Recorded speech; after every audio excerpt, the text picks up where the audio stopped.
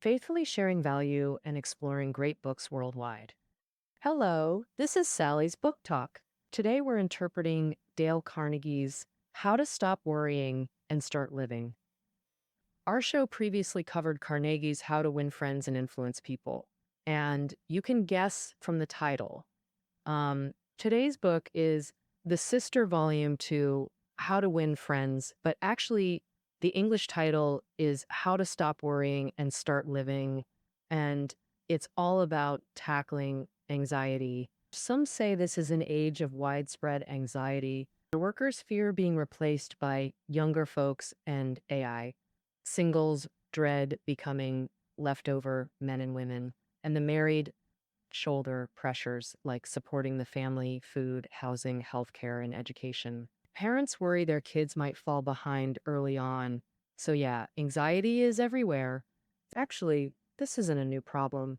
In How to Stop Worrying, Dale Carnegie noted that in his 1950s America, about 1 in 10 people had anxiety induced nervous breakdowns. Anxiety doesn't just mess with your mind, it hits your physical health hard too. And the book cites a medical study anxiety messes up stomach acid, leading to ulcers.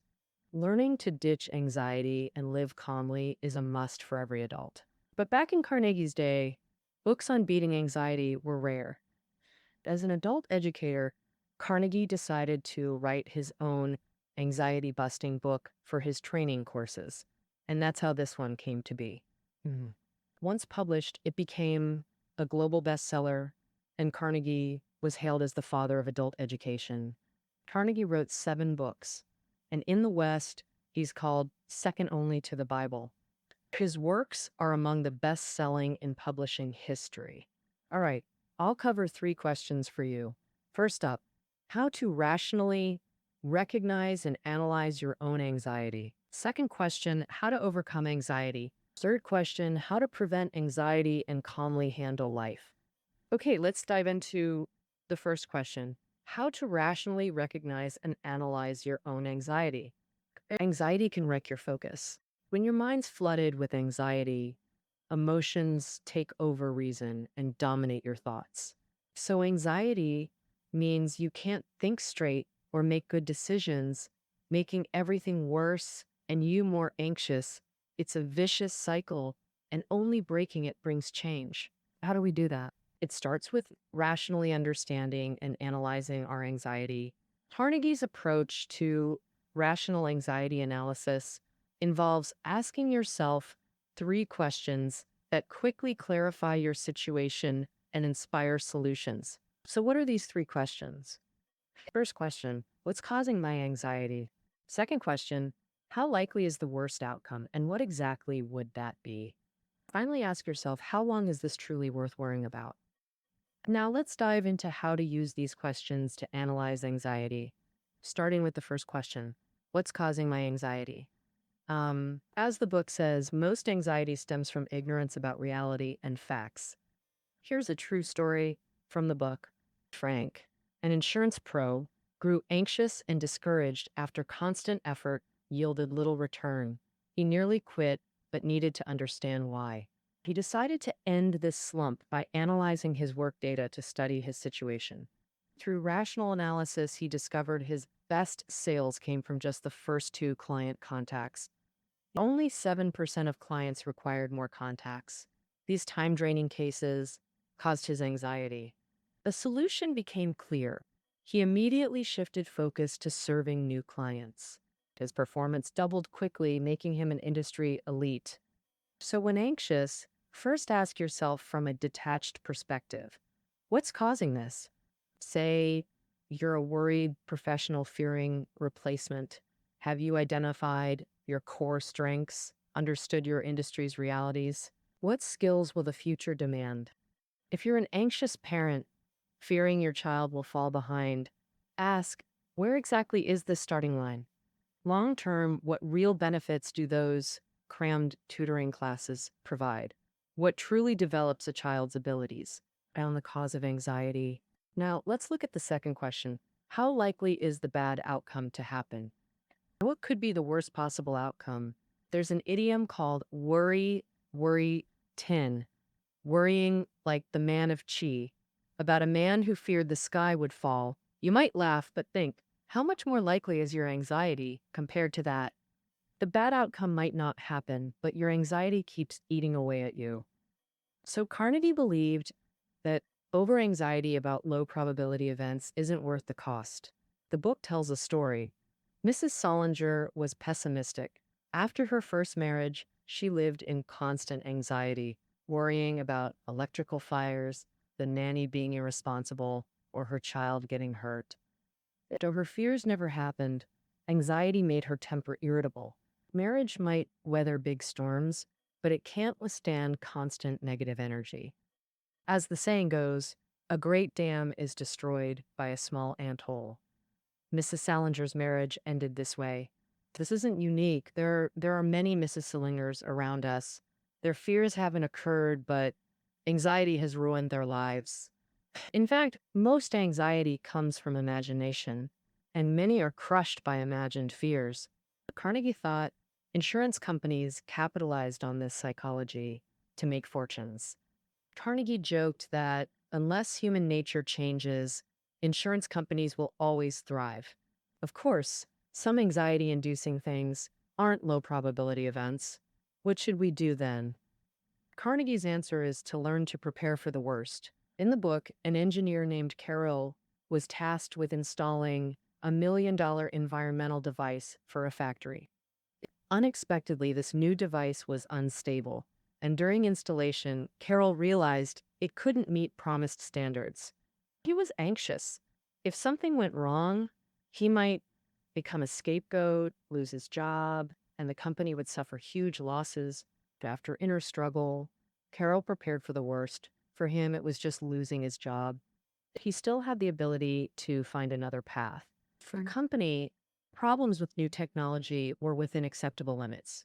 He found the cause of anxiety. Now, let's look at the second question. How likely is the bad outcome to happen? What could be the worst possible outcome? There's an idiom called Monyanyang, worrying like the man of Ki, about a man who feared the sky would fall. You might laugh, but think, how much more likely is your anxiety compared to that? The bad outcome might not happen, but your anxiety keeps eating away at you. And so Carnegie believed that over anxiety about low probability events isn't worth the cost. The book tells a story. Mrs. Solinger was pessimistic. After her first marriage, she lived in constant anxiety, worrying about electrical fires, the nanny being irresponsible, or her child getting hurt. Though her fears never happened, anxiety made her temper irritable. Marriage might weather big storms, but it can't withstand constant negative energy. As the saying goes, a great dam is destroyed by a small anthole. Mrs. Salinger's marriage ended this way. This isn't unique. There are many Mrs. Salingers around us. Their fears haven't occurred, but anxiety has ruined their lives. In fact, most anxiety comes from imagination, and many are crushed by imagined fears. Carnegie thought insurance companies capitalized on this psychology to make fortunes. And Carnegie joked that unless human nature changes, insurance companies will always thrive. Of course, some anxiety-inducing things aren't low probability events. What should we do then? Carnegie's answer is to learn to prepare for the worst. In the book, an engineer named Carol was tasked with installing $1 million environmental device for a factory. Unexpectedly, this new device was unstable, and during installation, Carol realized it couldn't meet promised standards. He was anxious. If something went wrong, he might become a scapegoat, lose his job, and the company would suffer huge losses. After inner struggle, Carol prepared for the worst. For him, it was just losing his job. He still had the ability to find another path. For the company, problems with new technology were within acceptable limits. Have you set a stop-loss line for your anxiety? In fact, the harm of anxiety is that it robs you of reason. But the first part's analysis actually helps you regain rationality.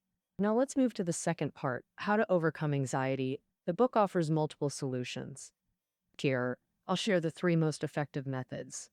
First, use positive emotions to handle tough situations. Second, drive out anxiety through action. Third, try to gain benefits from losses.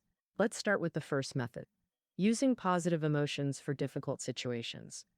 People in anxiety often feel their situation is terrible, all downside with no upside. Little do they know, the worst situation can be the best turning point. Since it can't get worse, you can drop worries and attempt complete transformation. Actually, seeking benefits and avoiding harm is human instinct. Positive emotions activate this instinct, while negative ones suppress it. Carnegie used a typical scenario, being mocked, to show how positive emotions tackle tough situations. Some people fly into a rage at criticism or mockery, but Carnegie noted only the successful attract criticism. Someone dislikes you often because this usually means you have enviable achievements. They criticize to prove their own worth and gain satisfaction. Others feel mocked and embarrassed, but the truth is, while they're still brooding, others have long moved on. Psychology long ago proved people focus far more on themselves than others. Carnegie joked they care more about dinner than your survival. Beyond ignoring pointless mockery, Carnegie suggested a bonus, using well-timed humor to diffuse it. Psychological research shows not all mockery is malicious. Some just express discontent or seek attention. Darren and George were once peers, but George got promoted for better performance. One day, George entered the office to find his former peers laughing together. He asked, "What's so funny?" Instantly, everyone fell silent. In the awkward silence, Darren said, "Hey, where did this big shot come from?" Facing such lukewarm mockery, George felt deeply wronged. He hadn't done anything wrong but was treated this way. But George knew that if he lost his temper now, his relationship with colleagues would worsen completely. So he said, "I'm no big shot, but it seems like I've got a silencer skill today, making me feel a bit awesome." Carnegie said the best way to handle tough situations with positive emotions, like George using humor to diffuse mockery and awkwardness, not only avoids attack and harm, but also eases tense relationships. Next, let's cover the second method to overcome anxiety, using action to drive out anxiety. Procrastination is the biggest obstacle to action. Once you've thought through the causes and effects and know what's right, you must act immediately. Without procrastinating is a term called psychological comfort zone. It means you have a circle in your mind. Any behavior or state within this circle makes you feel most comfortable and accustomed. For example, a task you've been procrastinating on for a long time. Yet, you clearly know you must take action, but you still delay. This is a sign of unwillingness to step out of your comfort zone. Procrastination also leads to overthinking. Overthinking one thing, you make a decision one moment, and the next you start doubting it. This back and forth keeps you stuck in place, getting more anxious. Carnegie believed the only and best solution is to act immediately once a decision is made, without hesitation over gains and losses. As they say, practice brings true knowledge. Only by taking action can you gradually see where the problem lies. Next, we'll cover the third method to overcome anxiety, trying to gain benefits from losses. Psychologist Alfred Adler once stated that everyone can possess an extraordinary ability, turning disadvantages into advantages, thereby benefiting from losses. However, overly anxious people constantly indulge their negative emotions, causing them to lose this ability. Carnegie mentioned a farmer he met in Florida who bought a barren farm. He couldn't grow trees or raise poultry, only rattlesnakes roamed. Farming wasn't possible, but he didn't get anxious. Instead, he made a fortune selling snake venom to pharmaceutical companies, snake skins to fashion houses, and processed snake meat into cans. His business grew bigger. Eventually, this farmer built the largest rattlesnake industry town in the area, which became known as Rattlesnake Town. You see, as long as you stop indulging anxiety, adjust your mindset, and think rationally, you'll gain the ability to transform waste into treasure and turn the ordinary into magical.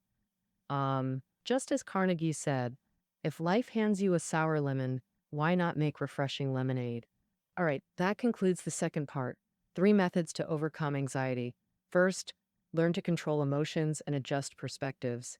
Tackle problems with positivity. Second, if you have ideas and plans, don't look around hesitantly. Take action. Action is the essential path to dispelling anxiety. Finally, turning disadvantages into advantages. And gaining from losses is the ultimate victory over anxiety. Having covered how to analyze and overcome anxiety, now we'll discuss the final part, preventing anxiety. Excessive anxiety is truly the main culprit behind reduced quality of life. Preventing excessive anxiety and keeping it within healthy, beneficial limits is an essential skill for every adult. So, how do we actively prevent anxiety? Carnegie offers 3 approaches from physical and mental angles. First, prevent fatigue. Second, find yourself and live in the present. Third, strive to build a happy family. Let's start with the first approach, preventing fatigue. When you're tired, sleepy, or hungry, anxiety doubles, a common experience for most, like having morning rage when woken up sleep deprived, or feeling unbearable as workday ends. Simply put, lower energy means higher anxiety and outbursts. Research shows mental work drains energy through both task intensity and perceived fatigue. Perceived fatigue is fascinating. It emphasizes the fatigue you feel beyond actual work induced tiredness, meaning the more tired you feel, the faster your energy depletes. Thus, you must learn to relax and rest while working. For relaxation, Carnegie recommends a highly effective method, meditation. Imagine yourself as a lazy cat or a loose, worn out sock. You can also tell every part of your body to relax, from head to toe, starting from your eyes down to your toes. You could even imagine a broom inside your body, sweeping every corner clean of all the junk. In short, meditate and relax in whatever way you prefer. Besides meditation, reasonable exercise also helps restore your energy and banish fatigue. Just slot in a 10-minute cardio session during long, intense work periods to effectively ease tiredness and stress. Now, let's cover the second approach, finding yourself and living in the present. Carnegie believed much anxiety comes from constantly comparing yourself to others. You see what others have that you lack, what others approve but you don't. Yet, you care about their opinions, always trying to please them, wasting time imitating others. This stuff makes you feel super anxious. Here, Carnegie shared his own experience. He once wanted to write a book about public speaking. He studied other speakers' ideas extensively. Not wrong in itself, but he tried making his book a grand fusion of all theories. Since he couldn't master all schools of thought, the book became a shallow hodgepodge that nobody bought. After that, Carnegie learned his lesson. Using his own experiences, observations, and skills, he finally created a widely praised speaking guide. Everyone has limits. Focus on discovering your own potential and passions. Some love writing, they become novelists. Some are into stocks, they dive into being traders. Some adore arts and crafts, they open shops or factories. Of course, achieving any goal isn't easy. Carnegie advised, don't dwell on how hard things are. Just treat today like your most dedicated day ever. If you subconsciously see difficulties as endless, you'll grow anxious and discouraged, losing faith in life. But by focusing only on what you can do today, solving immediate problems, you'll find everything manageable, freeing yourself from anxiety. Now, let's cover the third approach to prevent anxiety, building a happy family. Everyone has a unique psychological shaping process. Family life plays a crucial role in this. Whether your childhood family or the adult family you build, both profoundly influence you. Throughout this book, Carnegie emphasizes family. As you age, family impacts you more deeply, and a healthy home helps you know yourself, resisting and healing anxiety. The first step to a happy family is healthy intimacy. Most handle family relationships subconsciously, few deeply explore or learn this skill. You'll notice some are gentle at work but explode at their partner. You might nurture other relationships while neglecting your intimate one. Actually, intimate relationships impact you far more than others.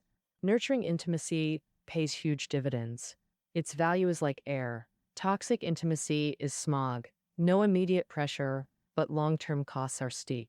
Repairing a damaged relationship demands serious effort. Carnegie shares an example. A woman in his class grew harsher with her husband. After outbursts, she felt worse, not better.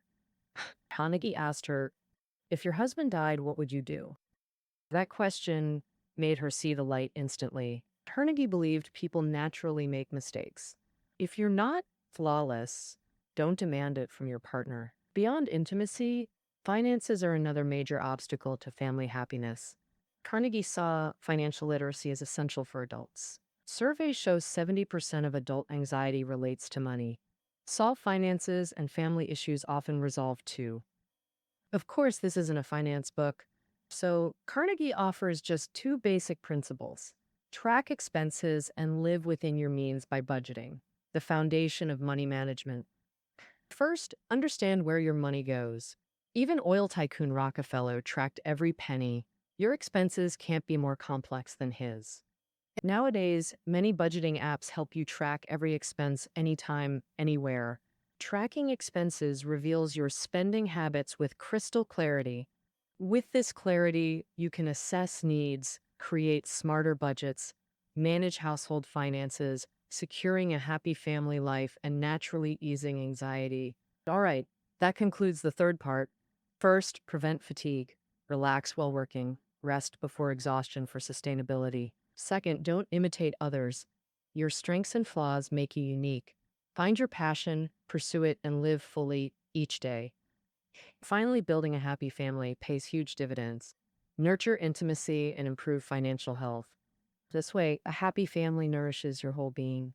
All right, that's how to stop worrying and start living. And that wraps up our interpretation. Find show notes below the audio.